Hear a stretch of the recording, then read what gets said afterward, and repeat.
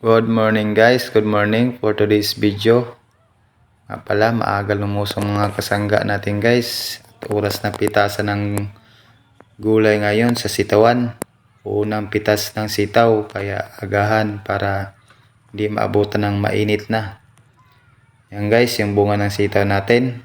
Hindi pa masyadong mahaba dahil nga po unang pitas pa lang po siya. Kaya antayin natin sa pangalawang pitas guys. Mamumulaklak sa bunga yan guys. Magsawa kakapitas ng sitaw. Kaya shoutout yan sa mga gigiting natin maggugulay na mahilig mag-farming. Shoutout sa inyo dyan mga lodi, mga lods.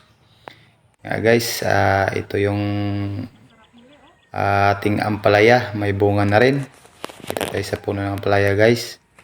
Ayan, may bunga na pero hindi pa siya pwedeng pitasin guys kasi hindi pa tamang pitas ng ampalaya dahil nga maiksi pa lang siya guys. Ito yung talong natin guys, ito yung viewing natin dito sa bukid guys. Masarap ang simoy ng hangin dito guys pag once nandito sa bukid kasi malawak yung ng hangin para malanghap no, maganda yung simoy ng hangin. Ito guys ang laing natin. Shoutout yan sa mga mahilig sa laing. Masarap yan guys. Kaya sa mga magaling magluto ng laing, saludo ko sa inyo mga lods. Sarap yan lalo pag may mga dilis na sahog. Ito guys yung napitas sa atin na sitaw. Diba guys, marami.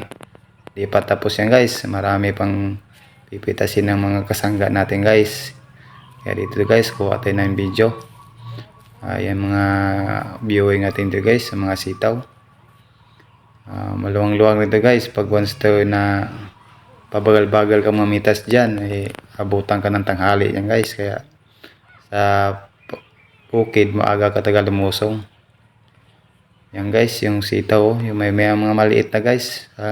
Sahan mo to guys, pangalawang pitas ito guys. Magsawa ka pitas yan guys, ubusin yung kuko mo dyan guys. Kaya sa mga maiksi nga kuko dyan, mahirap magpitas ng sitaw pag maiksi. Maganda dapat mahaba yung kuko nyo guys, malaki yung daliri nyo. Ayan guys, at nandito naman tayo sa kabila guys. Yan, talong yan guys.